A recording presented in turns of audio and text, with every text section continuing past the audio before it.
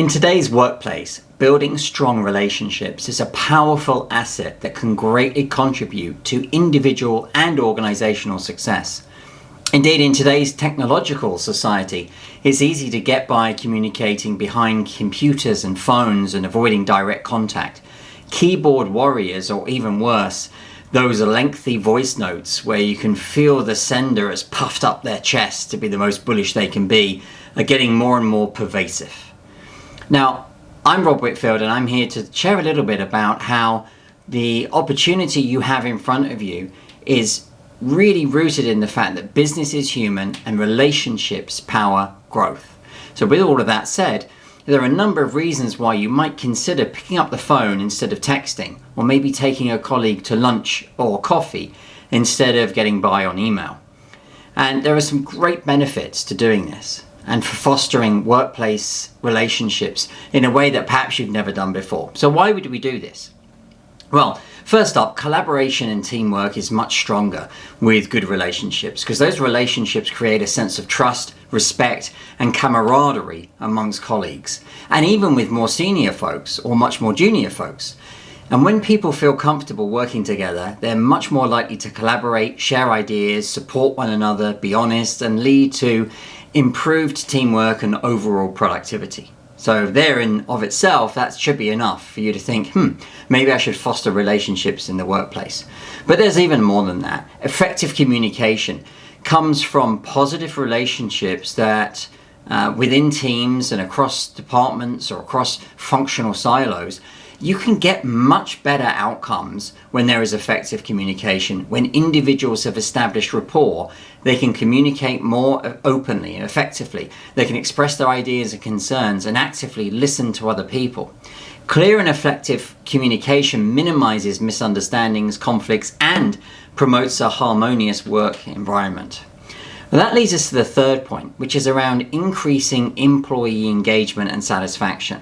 When employees have positive relationships with their peers and managers, they tend to be more engaged and satisfied with their work.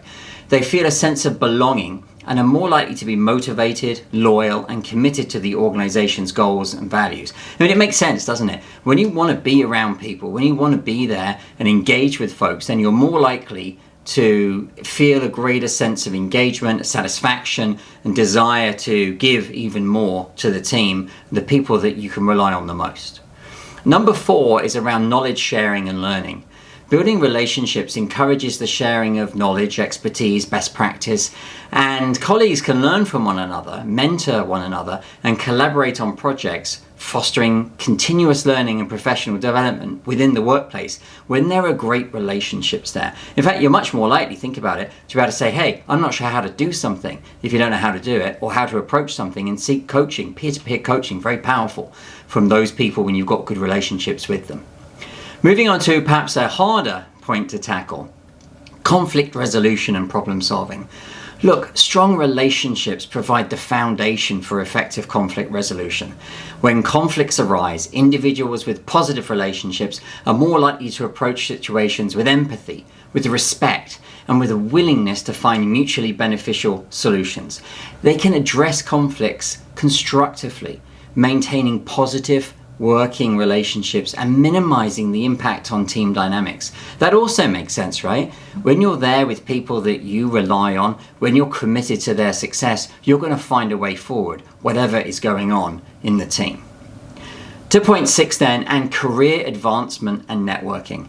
Relationships in the workplace can open doors to new opportunities, career growth, and professional networking. We open up more with people that we've got a good relationship with and share more about our aspirations and our goals.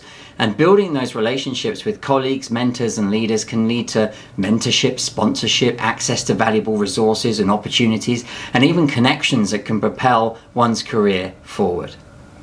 Now, an area that is not tackled effectively in most organizations, and we know this from our extensive research, is psychological well-being and work-life balance. And this comes through in point 7. Positive relationships contribute to supportive and inclusive work environments. When individuals feel supported and connected, it promotes psychological well-being, reduces stress, and enhances overall job satisfaction.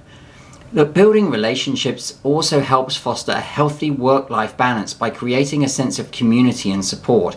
And I've got your back if I see that you're working longer than you should be, and I've maybe got some slack and I can step in and help. And that really takes us to number 8, which is around organizational culture and employee retention. Strong relationships contribute to a positive organizational culture. The culture is just how we do things, our expectations of one another. And when relationships are valued and encouraged, it creates a sense of belonging, loyalty, and a supportive work environment. This, in turn, leads to higher employee satisfaction, engagement, and retention.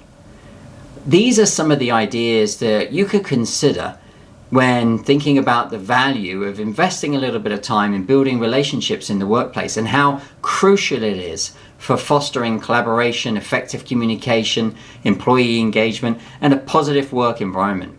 Investing time and effort into cultivating relationships can lead to increased productivity, innovation, and overall success for both individuals and organizations. In summary, building relationships in the workplace is crucial for fostering collaboration, effective communication, employee engagement, and a positive work environment. Investing time and effort into cultivating relationships can lead to increased productivity, innovation, and overall success for both individuals and organizations. So take a moment to think about which relationships you need to double down on.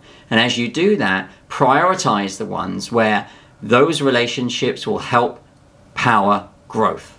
Looking forward to hearing your thoughts on this and even your challenges and successes. And I'll be there to support you as always. Just get in touch and I'll be there. Looking forward to hearing your successes and challenges and speak to you soon.